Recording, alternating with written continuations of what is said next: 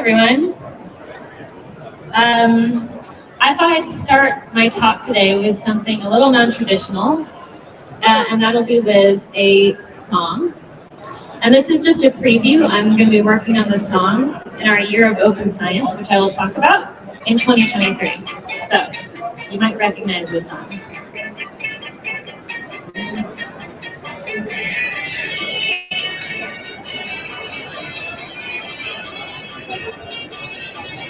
I am lonely and sad doing my PhD, rerunning others' results unsuccessfully. The data's not shared, nor is any code, it just isn't fair. How much time I spend reproducing, and there's no transparency. Just 2 words that I heard someone say, words that will change my whole research way. Whoa, open science, what a great idea. My, how could I resist you? Open science, you have me in your thrall. My, open science is for all. Guess I was sad and lonely until I found this community. My, I will never look back now. Hey, AGU, by now you all should know, open science is the way to go. All right. Good way to kick off the talk. Drew and a crowd. Okay, so my name is Paige Martin. I'm a program officer with the NASA TOPS Transform to Open Science mission. So I will be talking today about what TOPS is doing, especially in the Year of Open Science, which starts in 2023, which is just around the corner. So this might look familiar to many of you. This is the first image of a black hole. Now, this was obtained a few years ago, and Dr. Katie Bauman developed an algorithm building upon open source code to make this happen. They used Python libraries like NumPy, like SciPy, Matplotlib, that many of us may be familiar with. And there were teams working together in an open way. And that is the only way that this happened so quickly. This breakthrough was enabled by open science, and it would not have been possible without open science practices. So there's another breakthrough discovery that was published just a couple months ago. This is one where astronomers observed carbon dioxide on an exoplanet for the first time. Now, this work also was only possible because of open science practices. This was obtained from data from the James Webb Space Telescope that was made publicly available immediately upon release. Now, this was really great. It was able to get through really quickly, but it wasn't just the data release. It actually was years in the making of people working in a collaborative, open fashion to get to the point of the launch of the telescope and to be able to process the data afterward. So there are a lot of these breakthrough discoveries, and NASA is looking ahead at these really big discoveries. What can we enable? What will we be seeing next? So this particular imagery is from the Hubble Space Telescope, and it shows the debris blasted from the surface of Dimorphos after the asteroid was intentionally impacted by NASA's DART spacecraft.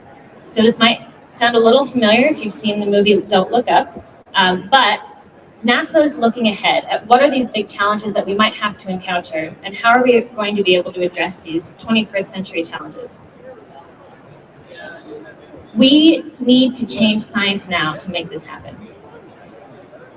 We need to for science to be successful, efficient, and inclusive, we need to think about how we structure our scientific ecosystem.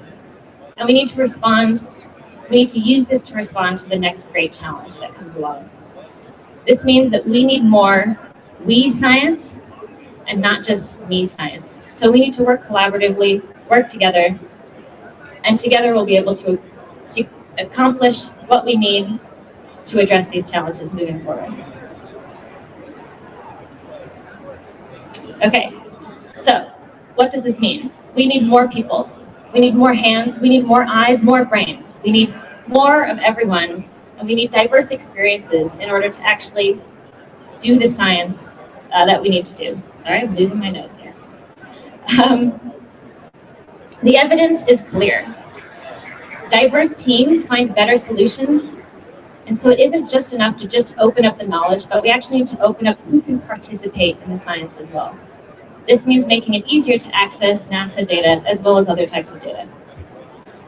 So what is NASA doing about this?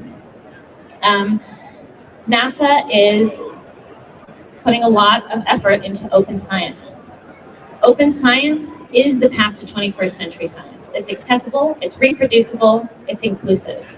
And open science creates research that's cited more, it has a bigger impact, it increases the transparency of the scientific process, and it's more inclusive, which means that it's more collaborative and creates more equitable systems and allows more people to participate. It's got a lot of big pluses here. So what I'm involved in is NASA's TOPS mission, which is Transform to Open Science. It's a 5-year initiative, and it's designed to accelerate scientific discovery by accelerating adoption of open science. So we have 3 main goals that you can see here. Our first goal is to train 20,000 scientists and researchers in open science practices. We also want to double the participation of historically excluded communities in science and enable 5 major scientific discoveries. So TOPS is working toward a more inclusive and a more equitable scientific future, where more people are able to participate in science and more people aren't just in the room, but actually have a seat at the table. All right, so what specifically is TOPS doing to get here?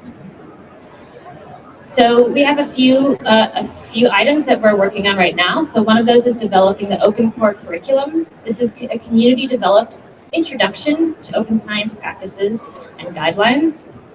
There are several modules. There are 5 modules as part of this Open Core, which I'll talk about in a moment.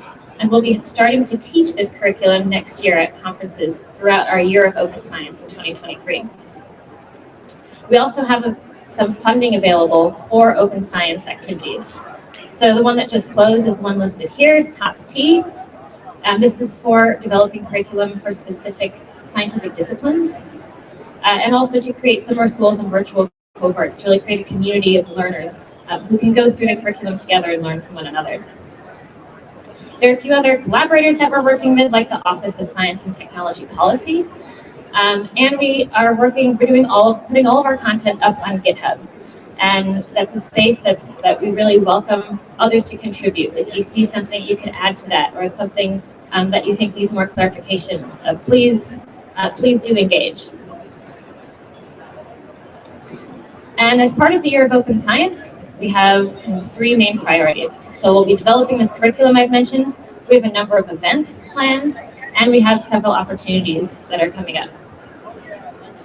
So I'll talk about all of these now. Let's start with the curriculum. So let me just catch up here. So the curriculum is part of our goal of training 20,000 scientists and researchers, and it will have a number of different topics discussed. It'll include these open science best practices and also provide a community. There will be a certification process at the end. So once you complete the curriculum, you get the certification. That will indicate that you have learned the basic core skills of open science. So some of these core skills are digital tools, like working with Zenodo, working with GitHub, becoming familiar with data and software management plans, and also really learning how to be part of and grow open science communities. Because we know that communities are where a lot of the support comes and where a lot of the great work happens.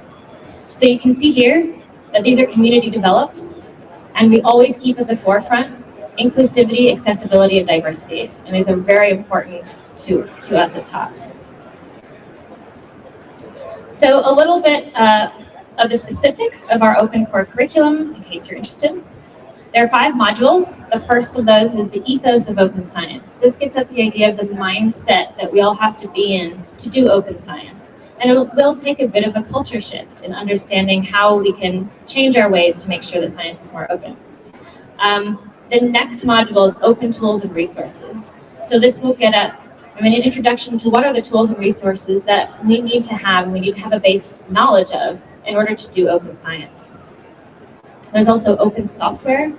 This is where we'll learn about the impact of open source software and how that can really ensure the equity within the scientific process. And then we have open data. So we'll learn how to make data management plans that adhere to the FAIR principles. And finally, we have open results. So this is how we can publish our results in an open way, where we can publish them, and how we can do review in the most equitable and inclusive fashion. So if you complete all of these 5 modules, you'll get a badge and a certification that says you did it, you completed this curriculum, and you can use that. NASA will start to require this in some future funding cycles, so this will be a way to say, yes, I know all about all of these things, and I'm on my journey already to open science. So if you're interested in any of that, you can scan this QR code here. Well, you'll get some information. This will be an email list. We don't spam it very much, I promise, but it's a monthly email list. You'll get information about what's coming out, about the open core curriculum, and we do anticipate a full launch of May 2023 for the open core curriculum, but we'll start teaching a couple of the modules earlier in the year. So we'll have all of that information there. We also have all of our information on our GitHub and website, so you find more information there. And I think I will close there and be happy to take any questions. Thanks. What is the meaning of the symbol? So this is a top, like a spinning top, that's launching because we're trying to launch open science into the world. So that's what this means. Good question. And we have a few different logo themes that you can see here. And I don't know if my colleagues are here. You can go to our booth that's just down the road, and we have stickers and pins that you can pick up with these logos on them. Okay, so the question was, what is my journey in open science and the makeup of our team? So I am actually one of the newest members of the team. I just finished a postdoc where I was working in climate science, and I was using some of the big climate models and working in the cloud. I was doing cloud computing. And there are actually multiple ways that I ended up getting into open science and being such an open science enthusiast. One of them was the necessity. I'm working with really big data sets, and we just could not keep analyzing these data sets with the traditional tools. I could not download and upload these giant data sets, so I started working in the cloud. I started using these open source libraries that were really, really helpful. And I also have worked with some groups. I helped teach in an oceanography summer school in West Africa, and I have used Python for over a decade now. I have a lot of experience with it. I started teaching Python there, and it was really eye-opening in how many barriers there are to doing research in different places. And Python, I found, and other open source tools really enabled a lot of individuals that I worked with, and in ways that were a bit surprising. So I'll tell one quick story, and I know it's okay, he presented about this earlier this week. So one colleague that I have from the school, his name is Mumino Ladipo, and he works in Nigeria. He's currently a lecturer and finishing up his PhD. And he was one of the individuals at our summer school, and he had been using some proprietary software on his local computer to try and do some of his research on solar flares.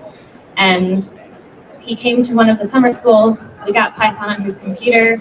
He got a plot from his own data on his own computer. He stood up and cheered. It was really great. What I actually learned is after that, he went home, taught himself Python, and he was able to get over a barrier that I hadn't even considered. And that was, he had instrumentation out in the field to collect data from solar flares. That instrumentation, the only thing that he knew how to run was on a proprietary software that needed a license that had to run on a desktop. Now, a desktop takes a lot of power to run. And when you have something running out in the field, There weren't a lot of resources. There's not a lot of funding to power something like a desktop to run continuously to collect data. So then this was all his idea. He said, wow, I know Python now, and I found this thing called a Raspberry Pi. I can program that in Python, collect the data I need, and it runs with very little power. And it was within his budget. So this was really eye-opening for me, in that this was an issue of not enough money of getting power to a computer, but that open source software enabled him to get the data that he needed. So I think that's a really incredible story. So that was when I was like, this is the way we have to all move. This is the future. So thank you all so much.